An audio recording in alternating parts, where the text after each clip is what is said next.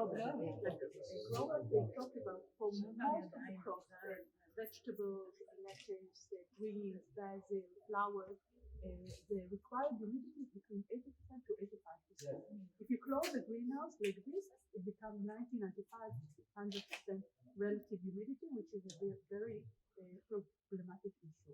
Why is it problematic? First of all, the plants can't rest well enough because they need to not to activate their processes, the natural processes. Another problem is that there are drops of water on the plant. Drops of water increase humidity disease, such as botrytis and down mildew and other type of disease. And for this, to prevent it, you need to use pesticide, which is not green. So what most of the growers do, they heat, and if they have a technological greenhouse with the heating system, they heat and then they ventilate.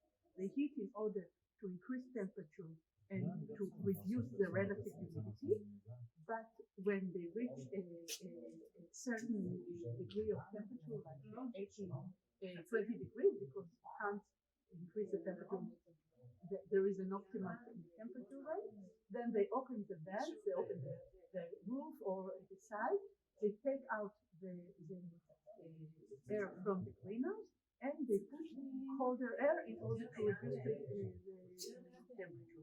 They reduce the temperature, they immediately increase the relative humidity. So it's an ongoing process, very inefficient, it uses a lot of energy. So what we say, take the greenhouse, close it, and by the way, this unit is fit for a tomato greenhouse 6 times bigger than this greenhouse, because this is a very small demonstrative greenhouse. Yeah. Usually, one unit can be for 1.5 dunams. It's a 1,500 square meters of greenhouse, and even a bit more. And if and if it's a bigger greenhouse, we put several units in different locations. Yeah. So what we do, we say we close the greenhouse, and then the unit suck the air from here. You see here the air circulation, the cold air from here, and then we cool the air, and then we use the energy. When you cool the air, you get water, like on the bottle. So we use the drops of water go down. It's all reusable water, and it is connected to the recycling system of the greenhouse, so nothing is lost. And the energy that is gained in the process is used to reheat the air and to throw it above the canopy warmer and drier. This creates air circulation, much type of air circulation. We create also a uniform condition in the greenhouse, which are very, very important to the grower. In addition, it gives like a layer of warm air to the plants that prevent them from losing energy into the sky, because they see the warm air, so they don't need to lose energy. So, and it makes the process of the transfer of nutrition in the plants much better. Usually the plants, the flowers and the produce is up, and usually the heat in greenhouses comes from down. These are pipes that they usually are heat pipes. So we can put the heat up, and the whole process without the riser is very insufficient and a lot of energy waste. What we do, we give a warm layer on the top of the canopy where the crop is developing for fruit, for tomatoes, pepper, cucumber, and then the produce is much better. We see growers in the Netherlands, they say we get more for each kilo of tomato or of flower of each plant, because the process of the nutrition is better, because the climate is optimal. So what we are doing, it's not that we are it's not a genius change in the world, but we are using the energy very efficient to the best needs of the plant. We look at the customer as our plants are our customer. Yeah. So what we do, we eliminate the energy loop. We reduce tremendously the CO2 harm the environment, because we need much less energy in order to heat the greenhouse, because usually about 50% of the energy is for daily use and not for heating.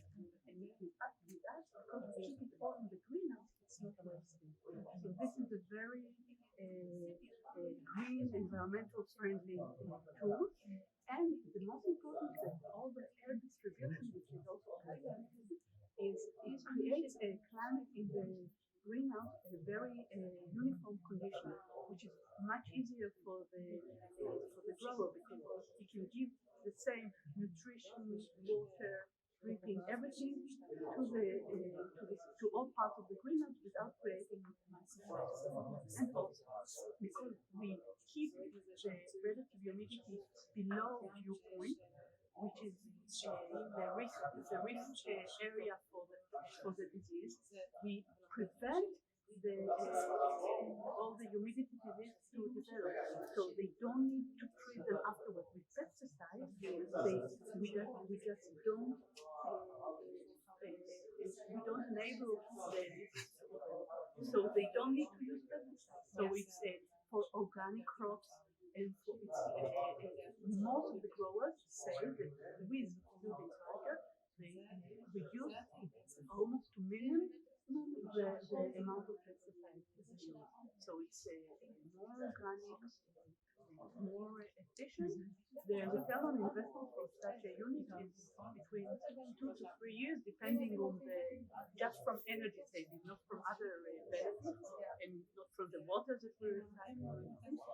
It depends, of course, on the type of energy, and the way, the type of crop and everything, because different crops have different coverage. So this is, in a nutshell, all the technology. It can be also operated remotely, so the grower, the farmer can sit on the beach and look at his phone and see what are the conditions in the greenhouse, and it really deals with all the climates. We have also add-ons that can heat or cool the greenhouse, so we have a lot of and actually this is a lot of know-how. We are trying in this tool, by the way, it fits all types of greenhouses. The only requirement is that it will be closed. It can be to a very low technology, undeveloped greenhouse just closed, and also to a very high-end technological greenhouse. It fits to all the range, and it gives a tool to the grower to treat humidity, to reach the optimal target without without a lot of effort, because it can be operated with the control system that they have. That's part of the control, and it really takes just an addition to all the other factors. So for instance, such a day, which is a cloudy day, and the climate, all the conditions in the greenhouse without the sun radiation is seemingly like night, it can be operated without, just with the climate control or with our control. There's no need to interfere with involvement of